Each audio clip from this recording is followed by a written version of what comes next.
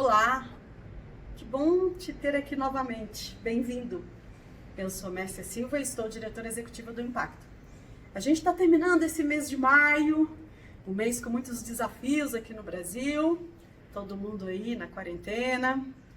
Nós estamos enfrentando um desafio coletivo, um desafio de todos, buscando entender mesmo como é que o Brasil se posiciona em relação a essa questão de saúde, como é que a gente entende política pública, como é que cada indivíduo colabora com o coletivo. E eu vim aqui hoje para contar um pouco desse maio que foi meio atípico, um maio que trouxe feriados e que somou tanta coisa.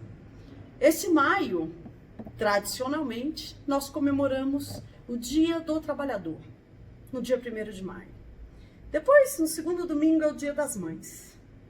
Em seguida, em maio, também celebramos quando legalmente terminou a escravidão. Houve a abolição da escravatura em 13 de maio de 1888. Muita coisa aconteceu de lá para cá. E eu vim aqui contar para vocês que ainda em maio foi quando surgiu o Grupo Móvel de Libertação de Trabalhadores em Situação Análoga à Escrava. Então, esse ano, o Grupo Móvel fez 25 anos, celebrando 25 anos de combate incessante, de libertações de pessoas em situação de exploração, em fazendas, em fábricas, em sótãos, em diversas regiões, no urbano, no rural. Então, o Grupo Móvel fez 25 anos. Mas esse mês também foi o mês em que, em 2005, um grupo de empresários liderados pela Organização Internacional do Trabalho, o Instituto Ethos, a ONG Observatório Social, a Repórter Brasil, criaram o Pacto Nacional pela Erradicação do Trabalho Escravo. Foi em 19 de maio. E 8 anos depois, em 2014, criamos o Impacto.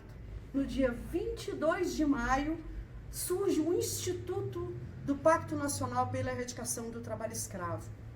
Maio está cheio de muita coisa para ser celebrada. Também é o mês em que celebramos o Dia do Trabalhador Rural. E por que é interessante falar do trabalhador rural nesse contexto de discussão sobre o trabalho escravo? Eles são as maiores vítimas, ainda hoje. O maior número de pessoas em situação de exploração com relação ao trabalho escravo estão em fazendas. Esse é um país continental, é muito grande. A gente precisa que essa noção de dignidade chegue em todos os lugares. Mas esse mês, em especial em São Paulo, nós também celebramos o Dia da Consciência Negra, geralmente celebrado em 20 de novembro. Em função da pandemia, trouxeram esse feriado para maio. Maio virou, então, um mês extremamente reflexivo. É preciso refletir sobre a história que construímos. É preciso refletir sobre a cidadania que a gente está construindo nesse Brasil. É o Dia do Trabalhador, é o Dia das Mães. Não há nenhuma mãe que gostaria de ver o seu filho ser explorado como escravo. Nunca assim o quis e continua não querendo.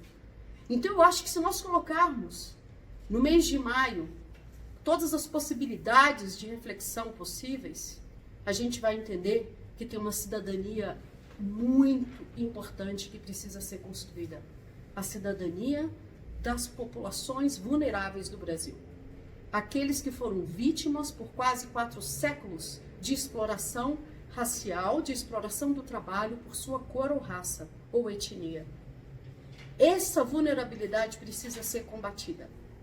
Precisamos olhar para a sociedade brasileira e entender que ela é feita de desigualdades e que nós vamos ter, durante todos os anos, ou mesmo concentrado no meio de maio ou em qualquer outro mês, toda a nossa atenção e vigilância para construir um país melhor, um país em que a cidadania é relevante para todos, em que a cidadania é um valor para todos.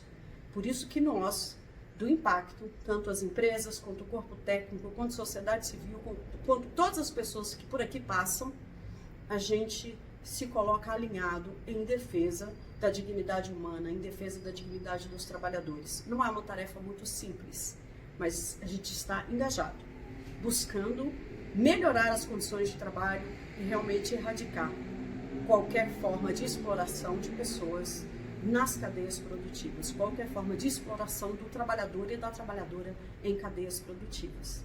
Esse é um maio em que a gente refletiu muito, é um maio para pensar muito, é um maio para comemorar, porque a gente ainda tem uma sociedade engajada, uma sociedade capaz e uma competência técnica para conseguir enfrentar isso. Apostamos nos seres humanos, tanto na tomada de decisão quanto na capacidade de aprendizado. Todos estamos na luta contra o trabalho escravo. Até a próxima.